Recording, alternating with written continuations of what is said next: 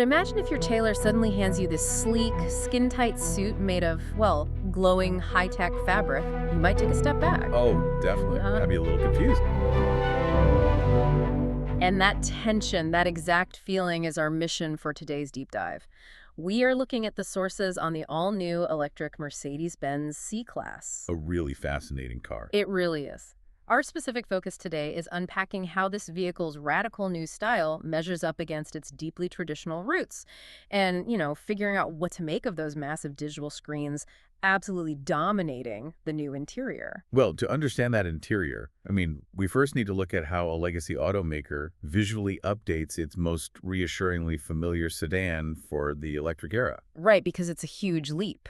It is. The exterior blends that classic C-Class DNA with a much lower, flatter, coupe-like silhouette.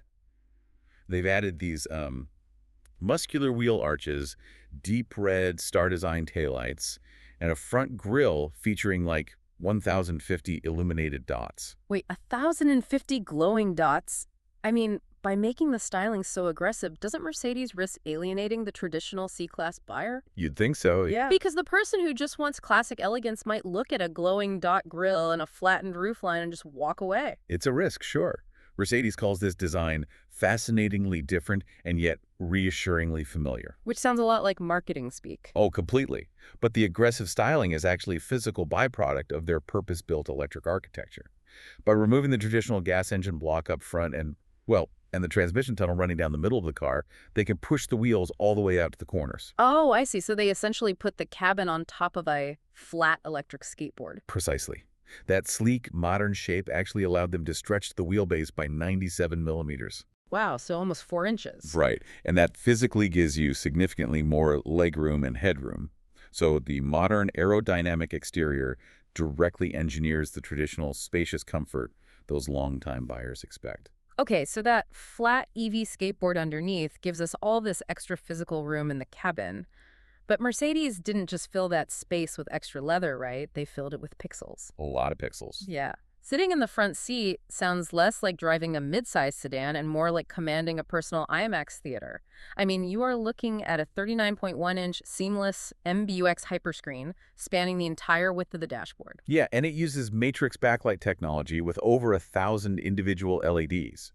Instead of one giant bulb lighting up the whole dash, those individual LEDs can turn off completely in dark areas of the screen. So the contrast is better. Perfect contrast, and crucially, much less ambient glare hitting your eyes at night. Okay, that definitely helps with the glare, but you still have nearly 40 inches of glowing screens in front of you. How do they prevent massive information overload? Right, the cognitive load is a real concern. Because the sources mention this, like welcome home sanctuary concept, which sounds great in a brochure, but practically speaking, how does a massive dashboard monitor not completely overwhelm you while you are trying to merge onto a busy highway? Well, they manage it using their new operating system, MBOS, which relies on a multi-agent AI approach. Multi-agent, what does that mean? So instead of one central brain trying to process every single input, it's like having several specialized assistants.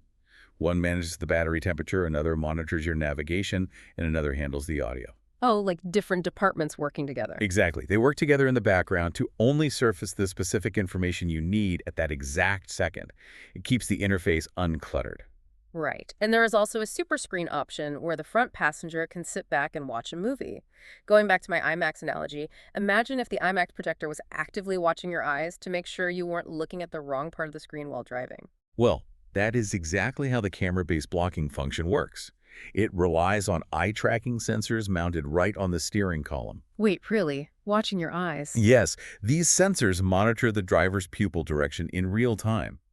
If you glance over at the passenger's movie, the system instantly masks the video pixels for your viewing angle without shutting off the screen for the passenger. That is wild. Yeah, the technology forces the screens to serve the occupants safely rather than distract them. What this all means for you is that legacy brands are completely redefining what your personal driving space looks and feels like. That classic heritage-tailored suit hasn't just been rebuilt with smart fabric, it has been engineered with eye tracking and localized AI to actively anticipate what you need to stay comfortable and focused. The definition of automotive luxury has fundamentally shifted.